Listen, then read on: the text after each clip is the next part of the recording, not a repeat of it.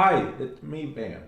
And I bet you're wondering, why am I Valka and why am I looking at a Valka glyph? Well, that's simple because yesterday I actually did a podcast episode interview with D.E. Megan.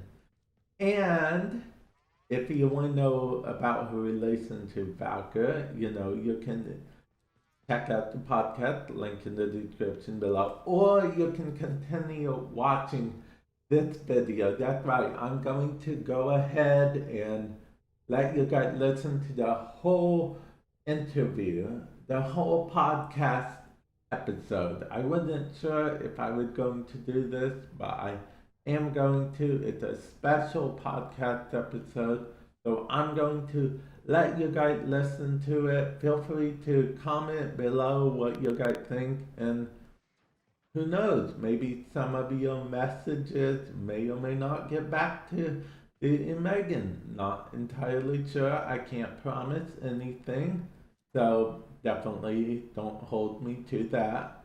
And if you guys like the video or what you guys are about to hear, feel free to hit that like button. Feel free to subscribe if you're not subscribed already, and have fun with the episode.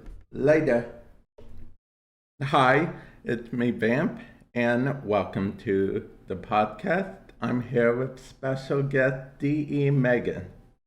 Hello. Now, D.E. Megan, do you prefer D.E. Megan or Megan?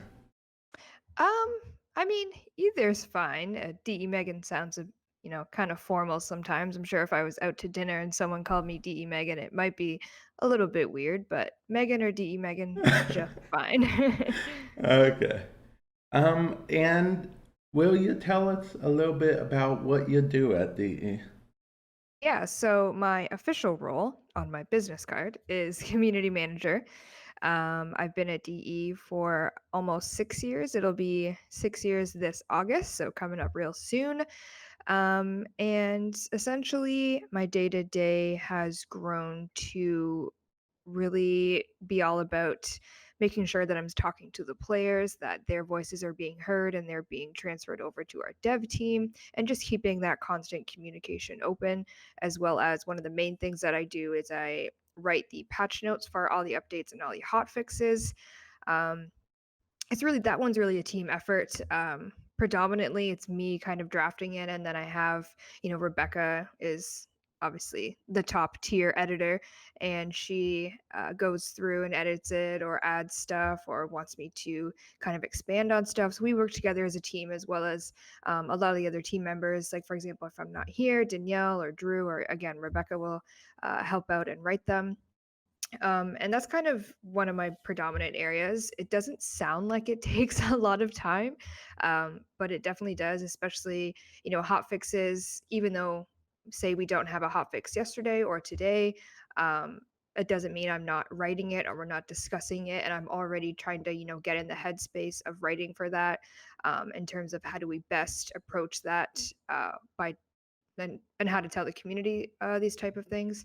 So I'm always working on patch notes, big updates like main lines like Plains of Eidolon or Valis. Those take a lot of time because I have to go through every single integration that's ever been integrated and pull out the ones that are relevant for patch notes. But I guess other than that, we do fun and conventions, and I try to help out where I can in terms of creating those. And obviously, I love being able to go to them and physically be at the events, see the players, hang out with them, talk to them, just be super casual. That's always probably one of the most rewarding things about what I do here. And then other than that, I kind of help out where I can. My role has definitely changed since 6 years ago. When I first started, I did a lot of social media, just constantly combing the forums because when we first started, it was just Rebecca and then it was just Rebecca and myself. So there was only two people for, all of the players that we currently had at the time. So Oh, wow. forums, yeah, so it was a lot of work. Thankfully, we've grown to, I can't count properly because it's, I've only had one cup of coffee, but I think we have at least 10 or a bit over 10 community people. I can't really count right now.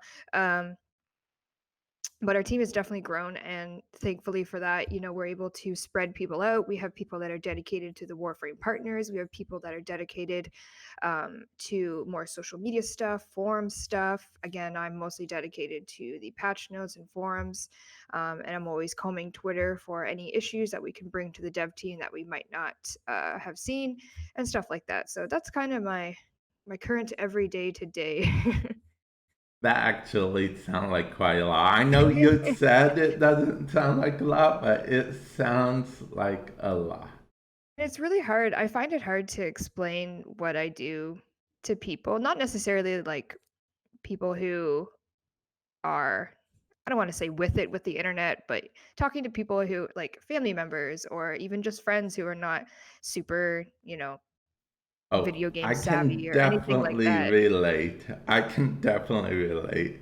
Yeah, When as a people, streamer, I'm sure it's yeah, also a bit difficult. exactly. When I stream, make videos, you'll have some people that have no clue what Twitch or YouTube really is. And then Mhm. you'll have the other people who are like, oh, I wish I could get paid to play video games all day. Exactly. And I remember when I first started and, met Rebecca, and at the time, and I've always been a huge video game lover, and when she kind of told me what she does for her job, and then when she expressed, asking me to join, I was like, "Is this? I don't know if this is a real job. Like, I'm kind of confused, and it sounds amazing. Obviously, I will say yes, but like, there's no way I can, be in the video game industry and have a full time career." But I was very wrong. But yeah, it's weird to try and explain it to people. I kind of give the same spiel when I talk to people who aren't necessarily in in with the video game industry and stuff like that. And I always feel like I'm like they don't believe me, or they're just like, this girl just yeah, they just go to the classic, like, she just plays video games for a living and sits in her mom's basement, and I'm like, no, I have my own place. Now, I have to ask because, here at Warframe Madness, we ask the hard hitting questions. What's your favorite frame? um I think it's hard for me to really kind of like hold one up on a pedestal, but if I had to, it would be Valkyr or Valkyr Prime, for obvious bias reasons of that she was my first kind of quote unquote voice acting opportunity where I was able to do her hysteria screams. But I still love her, even if it wasn't, I wasn't a part of her creation. I'd still love her. I think she's amazing. Um, Naros has also grown really close to my favorite list. I kind of say I disregarded him when he first came out, but I wasn't really into his playstyle or anything.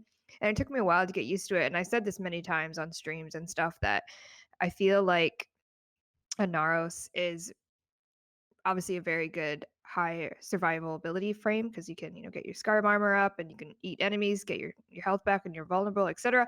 Um, and I've just found joy in playing with him because I feel confident in what I'm doing, and I don't need to be carried and stuff like that. So I appreciate him a lot. Oberon has also always been a forever favorite of mine. His oh my god, I always get this wrong. What's his last ability?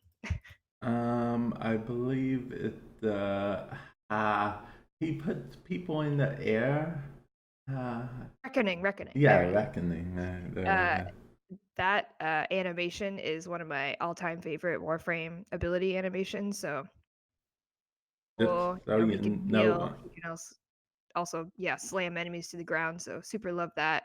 And then besides Excalibur, because he was my first one, obviously, from the tutorial when I first started, um, Ember was my, like, first true Warframe love. I remember when we first started doing prime times, I played Ember into the ground, that's all I ever played, and I guess now, essentially, I'm doing the same thing with the Naros, where I think the past, like, 20 to 30 live streams, I've done nothing but play Naros in the Archiplasmor, so I'll switch it up eventually, but I do get in these like phases And I do that in my real life too. Like I went through a phase recently where all I wanted to do is eat cereal, and I did for like 3 months.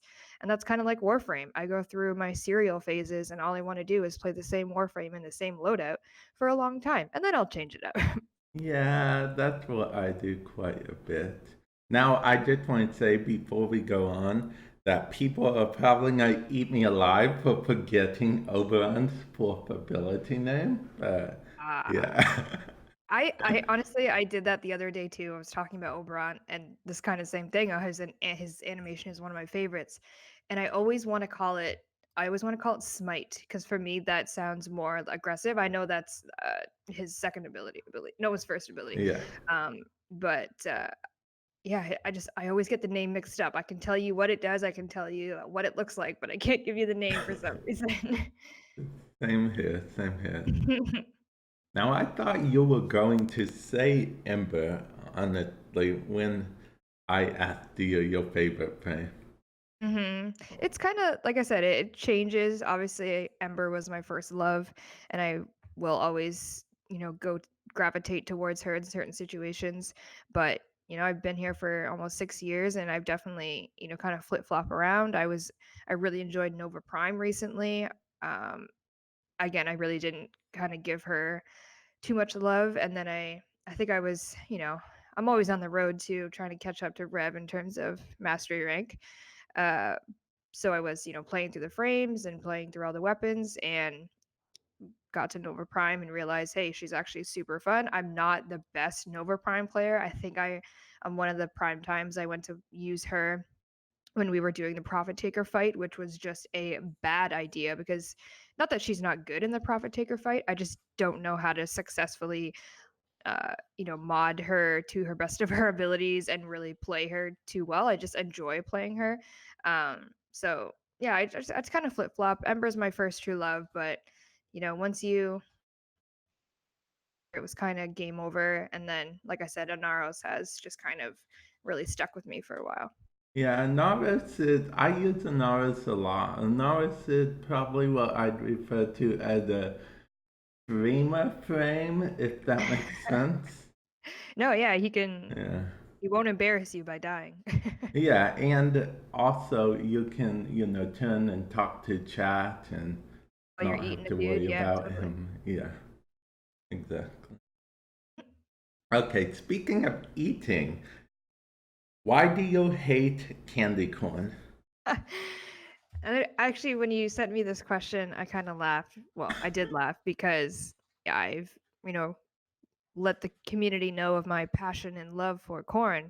And the fact that I dislike a certain type of corn seems, like a hype. What is it called? A hypocrite. Um, but you cannot classify candy corn in the true corn realm because it is neither corn. It is not a vegetable. It is not good for you. And candy corn, very textural, kind of foody.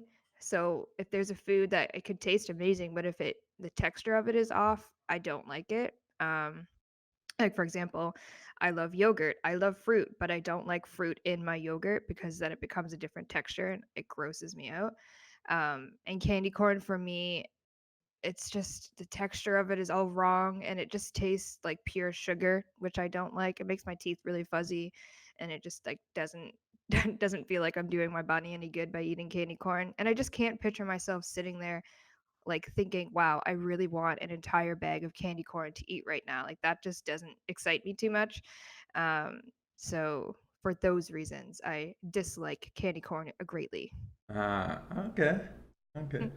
Wait a minute. Let's back up to the yogurt thing. You eat plain yogurt then? Mhm. Okay.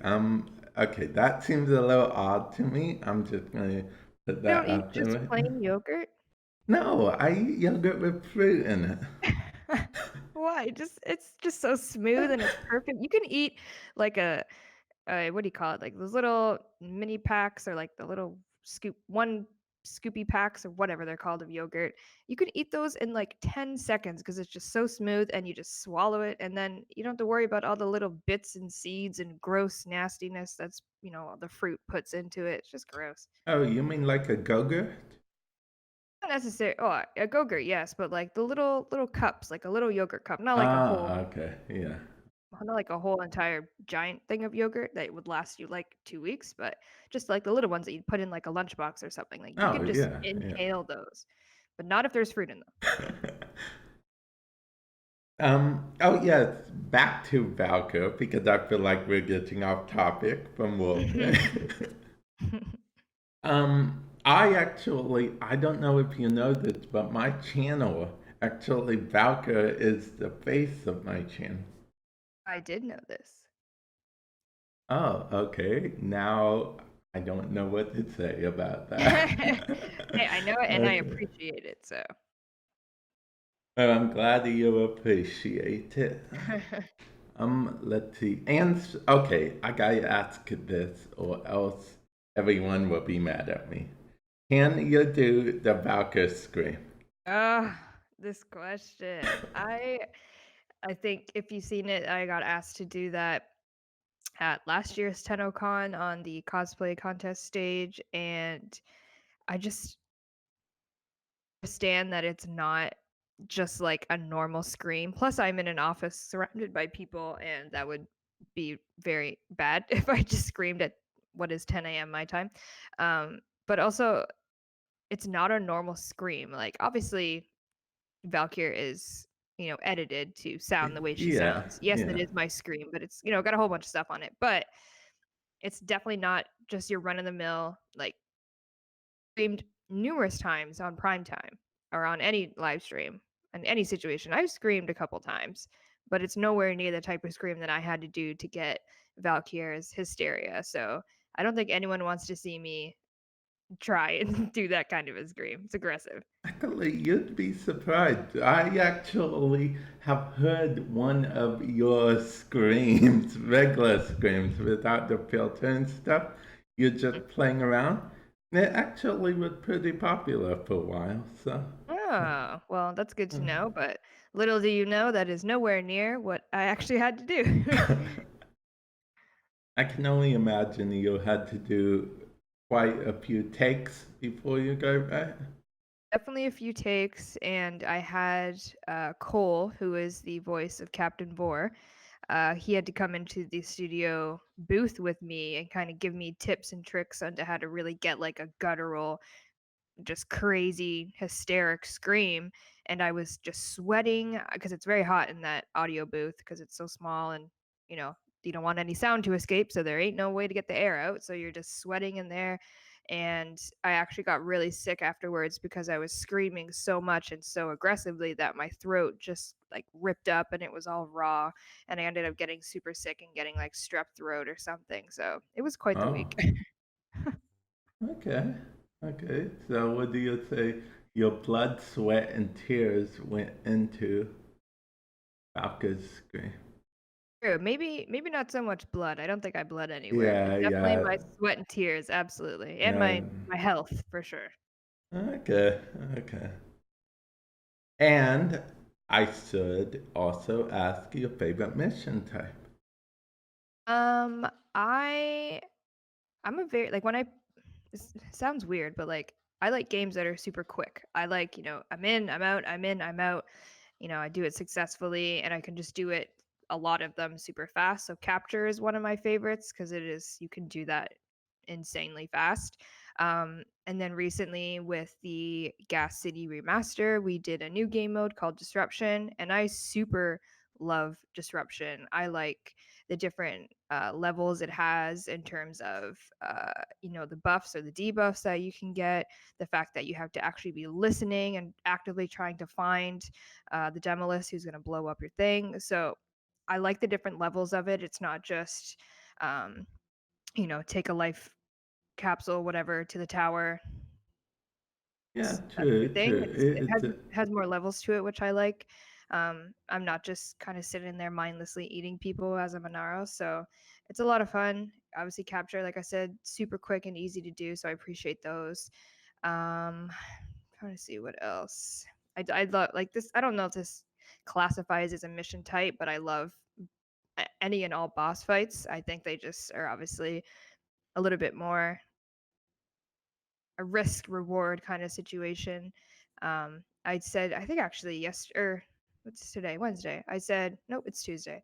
I said yesterday on my Xbox stream that the exploiter orb fight is my boss fight currently, and then with the Rapalist a close second. I really enjoy those fights. I think that they aren't necessarily extremely difficult, but they have a level of kind of puzzle thinking to try and figure out how to do it.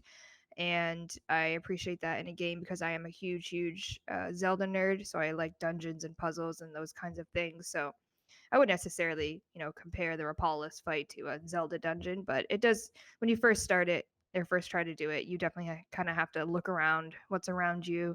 Okay, this goes here, this goes there. How do I do this? Oh, I'm suddenly flying this giant sentient. That's cool. What can I do now? We So I really like those fights, and yeah, I'd say capture and disruption are my favorite. Now, be honest, I have no clue how to do the Ropoles. I have no You've clue never how done it? to. Okay, I've done it technically in public. I Mm. play public a lot, so I got carried through it a bunch of Ah, times. But yeah, that I've happens a lot. never Like actually. when I was playing it on my stream yesterday, I honest parts in that fight is sorry, spoilers, but is riding the Rapala list and, maneuvering him around. And so as I'm streaming, I'm trying to tell my teammates like, "Oh, let me do it. Let me ride the Rapala list this time."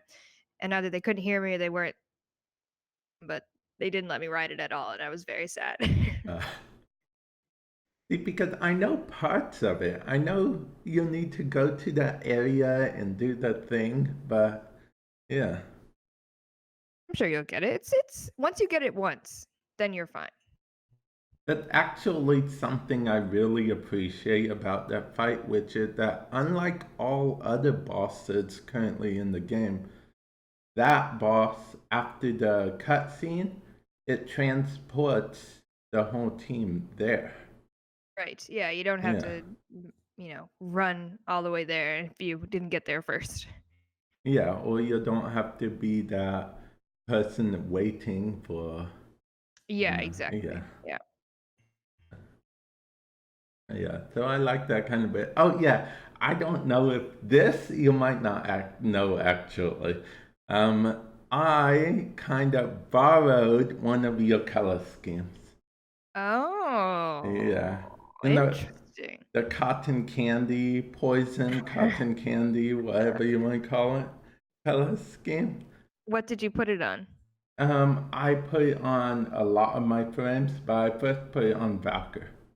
Oh, I love it. You can do that as many times as you would like. I appreciate that.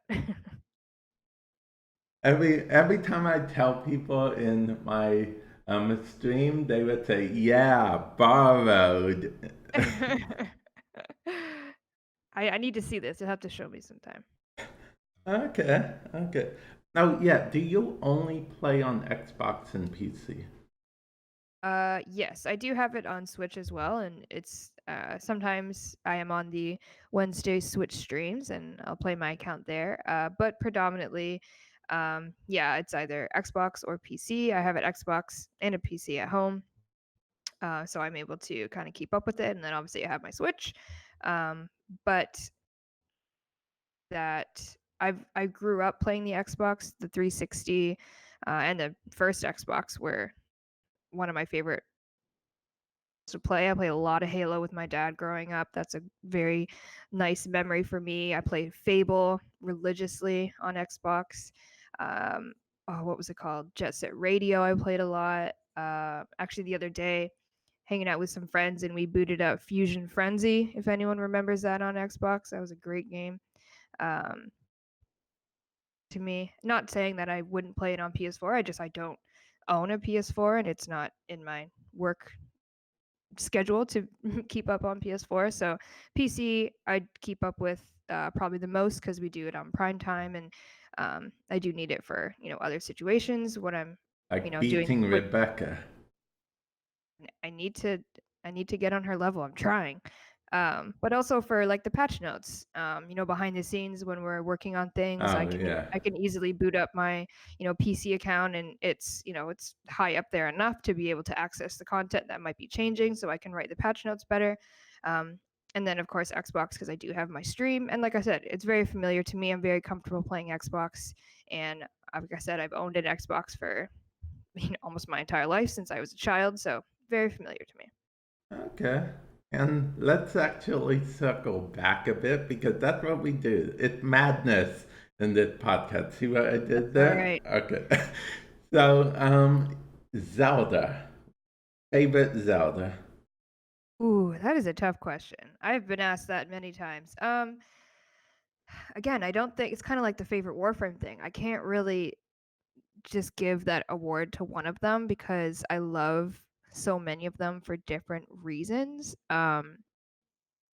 Show my age, but the first Zelda I ever played was Ocarina of Time, and that obviously is very, very high up on the list because A, it was my first. I have a lot of memories playing it with my sister, my dad, my uncle, and even just by myself, in the basement when I should have been sleeping playing Zelda. So a lot of memories there, and it's obviously an iconic and great game that literally still holds up today.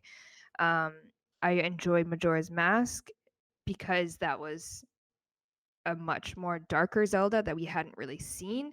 So that to me, it even like creeped me out. Like there was definitely some parts in that game that I think about now that is like, oh, that's a little scary for a child of my age at the time. But so I love Majora's Mask. I think if I'm gonna give first place to one, and like I said, this is hard, I'd probably give it to Wind Waker. It That was a game changer for me in terms of where I was in my life. That was kind of going through like the high school ups and downs.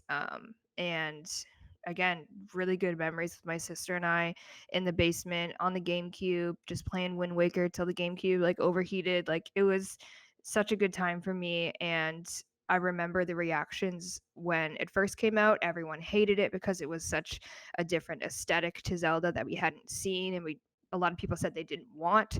And then as soon as they played Wind Waker, they were like, okay, this is actually an amazing game. And I get the reason for the art style change and the shift, and everything about it is great. It has its ups and downs. Obviously, I don't love fishing for like little, that ain't my jam, but I'll still do it. And one of my actual favorite things to do is to watch speed runs of Wind Waker. There was a speedrunner back in the day that did awesome games done quick. The name was Cosmo. Big fan of Cosmo. They don't do speedruns anymore, I don't think. But I would always, always, always stay up and watch Wind Waker specific Zelda speedruns because it just blew my mind. All speedruns are so impressive.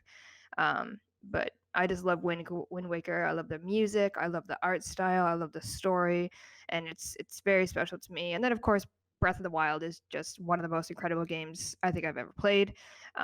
But for me, Wind Waker and Ocarina of Time just have so many good memories that they'll always be high up on the list.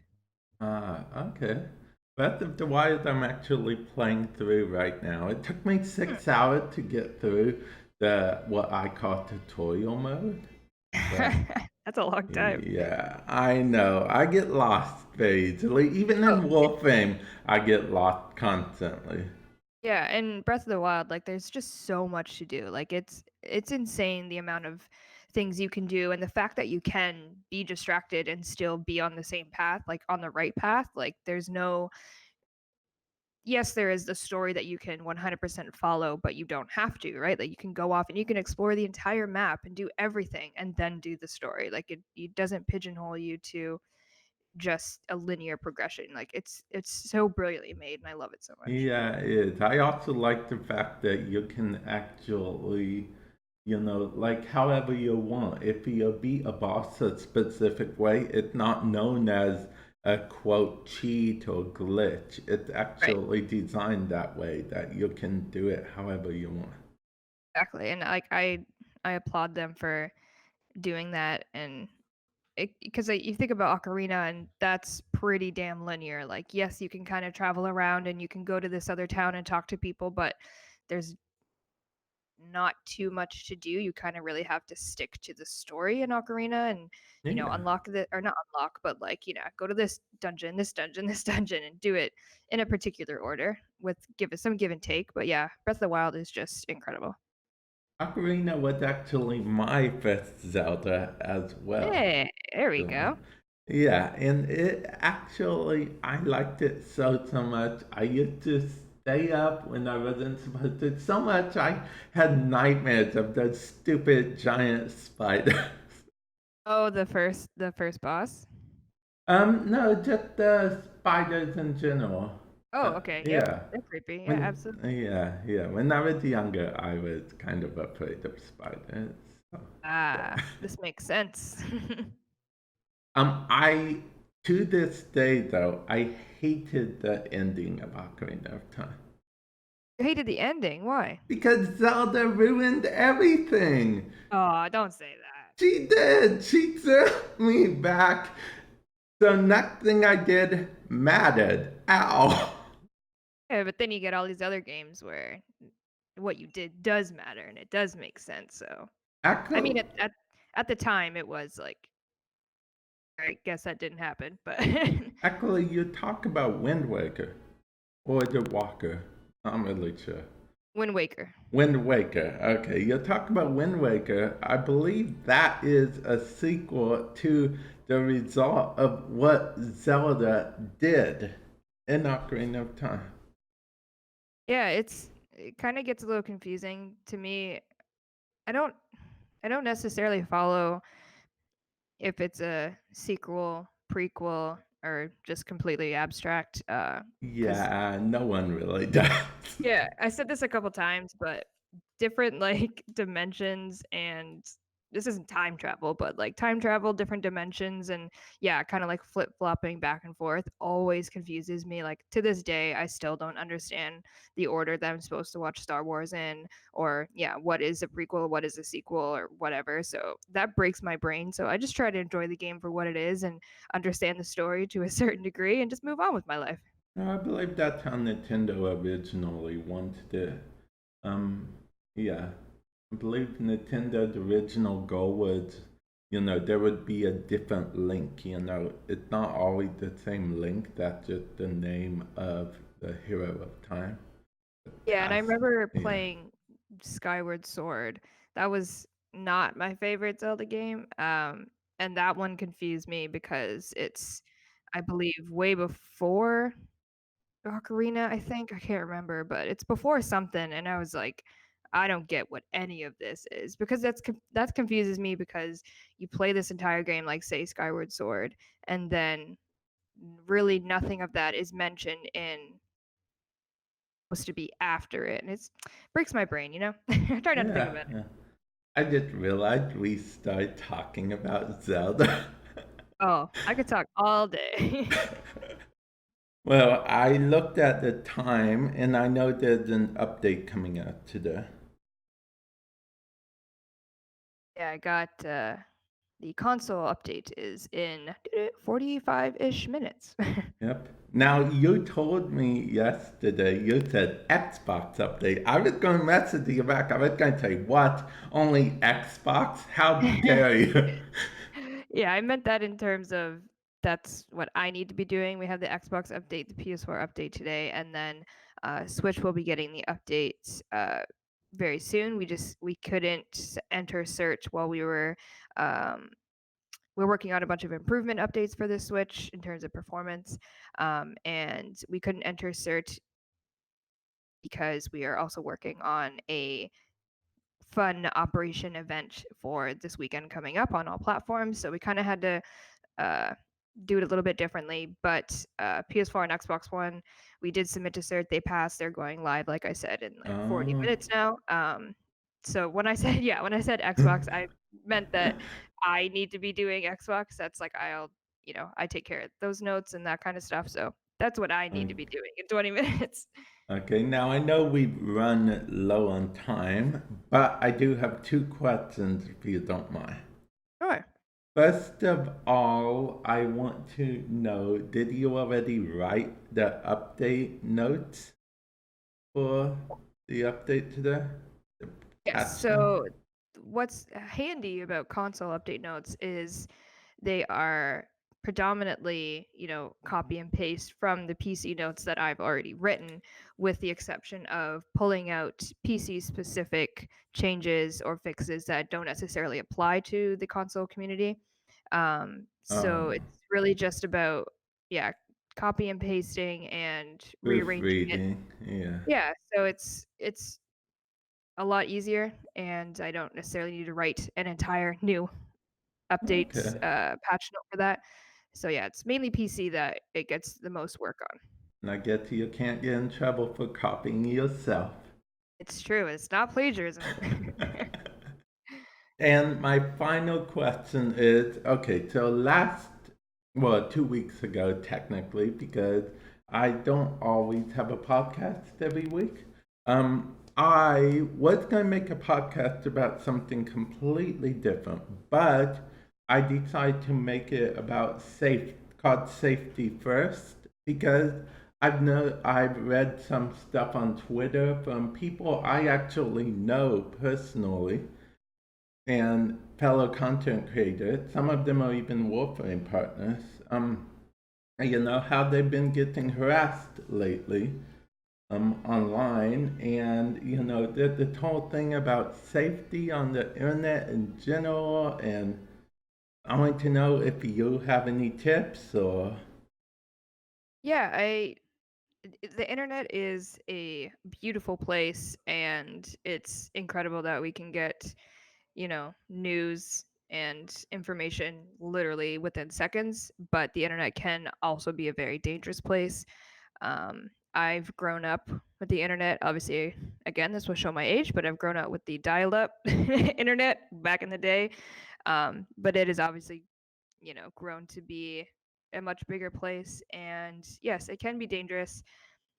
One of, I would say, my tips that I personally use, and this does come from being someone who works on the internet essentially and is kind of always on the internet on social media. That's part of my job. There's definitely things you can do to keep yourself safe. Um, Such as if I'm going to post a picture, say, of me at my house doing something, I make sure that, there's no mailing address that anyone can see of mail that's sitting on my counter, or even small things like not showing the background of my street in a window in my house or something, phone numbers or anything like that.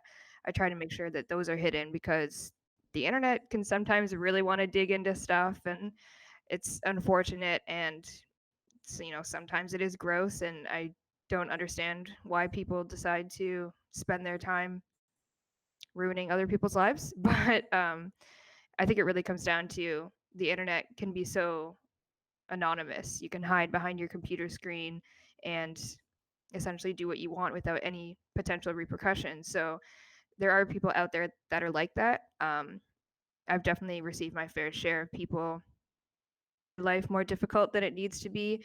Um, and I also think that this might not necessarily be a tip for being safe, but you mentioned the word harassment and stuff like that on the internet. Yeah. And again, I do get my fair share of that from people. And I think that I've grown very thick skin for the internet. I used to take everything to heart and cry about everything, and now I don't. That just obviously comes with time and around me building me up. Um, but uh, if you get into the people that are harassing you for no reason, there's no reason for anyone to be harassed or bullied. If you feed into that in a public internet kind of way, people are going to latch on to that, and they're going to continue to harass you and bully you. And I'm not saying that you shouldn't speak up for yourself, because you absolutely should. Um, but at the same time, if all you do is bring up the negativity and bring up and give people the benefit, people are going to latch onto that, and more people are going to do it because they're seeing that it's getting attention out of it. They see that, oh, this person is giving this person attention for harassing them and bullying them, so I'm going to do that. And then it becomes a dog pile of sorts. So it's hard in terms of harassment because not everyone can react the same way. Not everyone has a thick skin on the internet. Not everyone can really brush off comments like that. There are definitely still comments that upset me from time to time. Try to keep a very positive, outward facing attitude about things. There definitely are people that still continue to harass and bully me, or people that are around me. But you stick to your guns, stick up for what you believe in, and just continue being your genuine, authentic self. The people that, and again, not giving attention to the harassers and the bulliers because they don't deserve any of that because they're just, like I said, people hiding behind their computer screens. They fully calm down. That's a different case for everyone. But also reaching out to people around you, and not in like a super public way. Like there's to have a private conversation with people behind the scenes that can potentially help you and give you advice. I've had to reach out to people and like, how do you deal with these kinds of things on the internet and such? So there are people out there that are willing to help you in terms of people bullying or harassing you on the internet. And it's really just if you're, posting something, yourself a million questions about it. Should I be posting this? Is this how I want to be perceived on the internet? Is anything in this picture or in this text can be misconstrued in some way? And just really be conscious of what you're doing. And like I said, don't send the harassment people any kind of benefit or any light to what they're doing because what they're doing is wrong. And I dislike every single person who harasses and bullies people because I've been, even when I wasn't on the internet, I've been harassed and bullied in my life, and I wouldn't wish that on anyone. So those people obviously the end of it of being harassed and bullied, so they feel like they can do that to other people, and that's not right. Not saying that they deserve to be harassed and bullied, but they shouldn't be given any benefit because it's just not right. No, yeah, I agree. I agree. And thank you for the tips. Thank you for everything. Thank you for, being on this podcast. Thank you for inviting me. I had a lovely morning drinking coffee and talking to you. Coffee. I prefer energy drinks personally. Ooh, there's so much sugar in it though. Oh, Yeah, Monster is my go-to. oh Guys, no. I'm not sponsored by Monster. I just like Monster. But hey, Monster, if you're out there, I always say that too. I'm like, hey, Starbucks, if you need a sponsor, I like your coffee. But yeah, I just looked and went over time a bit, so I All right, I think enjoy talking about Warframe and Zelda and the internet with you. I likewise, and I will hopefully catch you in maybe we can do like a follow-up podcast in the future. We'll see what happens. Yeah, for sure. You can message me anytime. Okay, and with that, I'm going to end the podcast episode. Thank you, everyone, for stopping by. If anyone wants to catch you, see like you have a Twitter, right? That people can. I do. It makes no sense because it is incorrect French, but it is Moitoi. It's Moitoi. Feel free to follow me and send me pictures of your animals because I like that. And pictures of candy corn because she loves candy corn. No, I will burn it. I will ban you. I'll block you. Just kidding. I won't. Okay, well, this is the end of the podcast, guys. Thank you, everyone, for listening in. I'll catch you guys in the future. Don't know why I said hopefully. You'll be back. But yeah, later, guys.